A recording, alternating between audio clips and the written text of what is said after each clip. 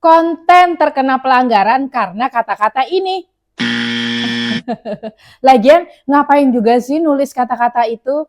Yuk kita bahas. Assalamualaikum, hai Mam, apa kabarnya hari ini? Semoga tetap sehat, fit, dan bugar selalu. Amin. Oke, jadi saya mau cerita ya Mam. Jadi di dua konten sebelum ini, saya sedang membahas tentang 14 manfaat dari olahraga beban.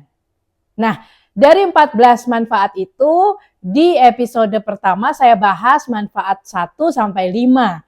Dan di episode yang berikutnya, saya bahas manfaat hanya sampai di 6 dan 7 saja. Karena lumayan panjang memang pembahasannya.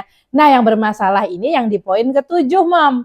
Karena di poin ke-7 itu, manfaat olahraga beban adalah mengembalikan gairah. Jadi nggak berani ngomong kan sekarang. Nah, jadi karena kontennya itu, maka judulnya saya beri tentang olahraga mengembalikan gairah. Begitu, Mam. Tanpa ada penggantian huruf. Harusnya mungkin diganti dengan S3X misalnya gitu ya. Jadi E-nya diganti dengan huruf 3 gitu. Tapi kan menurut saya, waktu saya nulis judulnya, memang dalam pemikiran saya sih sudah sudah memberi warning gitu ya, memberi peringatan. Aman nggak ini ditulis gitu kan? Tapi saya pikir ini kata-kata umum, kata-kata yang sebenarnya kalau mau dimaknai dengan positif, sama sekali tidak ada unsur pornografinya gitu maksud saya. Tidak ada unsur pornonya, pelecehannya gitu kan, atau merendahkan satu pihak gitu. Nggak ada, ini kata-kata edukasi yang biasa gitu loh. Tapi ya ternyata ketika hanya berselang 1 jam saya upload videonya, judulnya itu menjadi masalah gitu.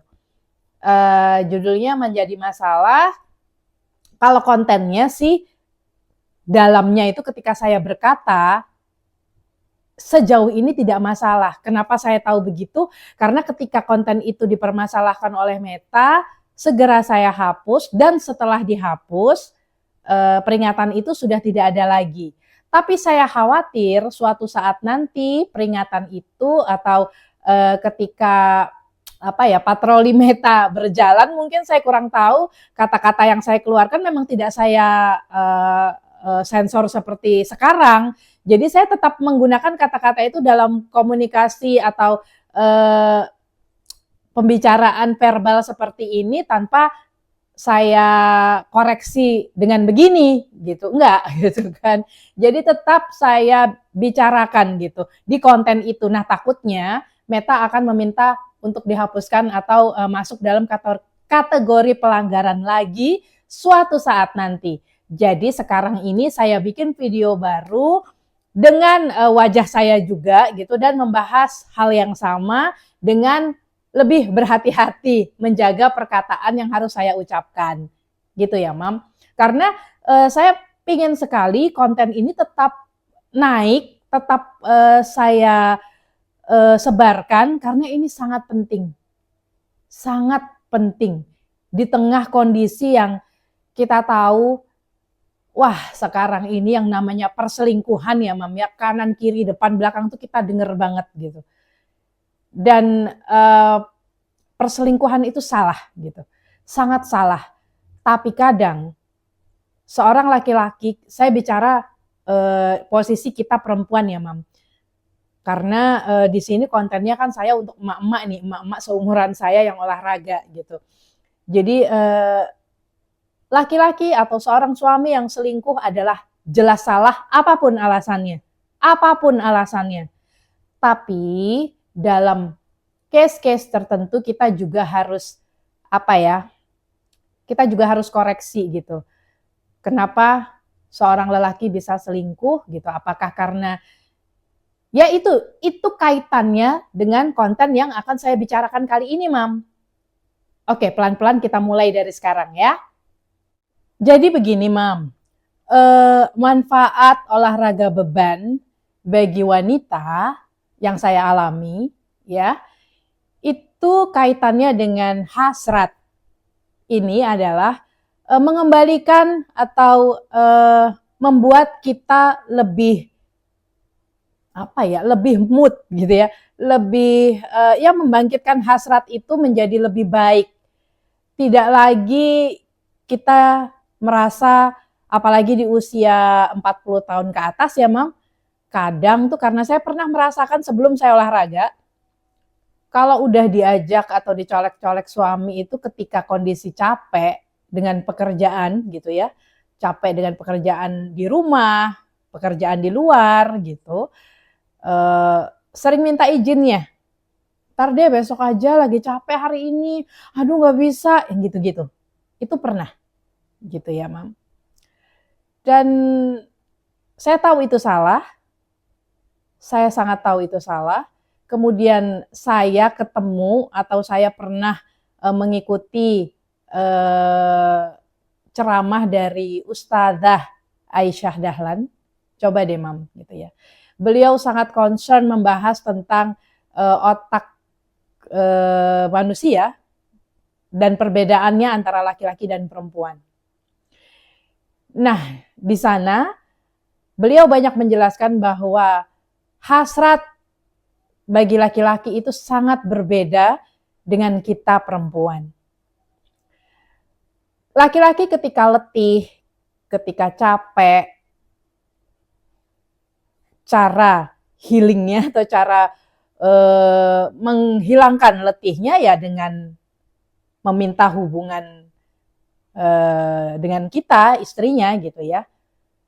Sementara kita kalau perempuan ketika capek, pengennya tidur, jangan diganggu. Aduh, apalagi dicolek-colek tuh, aduh, gitu kan. Ya nggak Mam, gitu ya. Nah, akhirnya nggak ketemu dong kalau begini ya, sering-sering izin. Takutnya ini ketika kita izin sekali oke, akhirnya keseringan minta izinnya gitu kan. Dan tahu nggak Mam, saking pentingnya itu bagi laki-laki, bahkan kita perempuan yang menolak permintaan suami, itu sampai dilaknat oleh malaikat. Coba kebayang nggak? Allah itu ingin bilang ke kita bahwa itu tuh penting banget buat laki-laki gitu. Kita nggak boleh nolak sama sekali. Nah, masalahnya kan kita capek nih gitu. Kalau udah capek perempuan tuh beneran dah. Udah kayak merem aja pakai dah itu mending gitu. Ketimbang kadang kita yang aduh nggak mau lah. Besok aja besok gitu. Nah, itu ya Mam. Kaitannya dengan olahraga beban apa sih? Nah, di olahraga beban itu seperti saya sering katakan dan saya ulangi lagi di sini, mungkin belum ada yang belum pernah nonton, ada yang belum tahu gitu ya. Olahraga beban itu sangat berbeda dengan olahraga kardio seperti renang, zumba, aerobik, sepedaan dan lain-lain itu ya, sepak bola, apapun itu yang dalam kategori kardio itu beda hasilnya gitu. Beda yang kita rasakan di tubuh kita. Dan kebanyakan orang itu tidak mengenal rasanya olahraga beban. Output atau hasil dari olahraga beban tuh mereka banyak yang nggak tahu.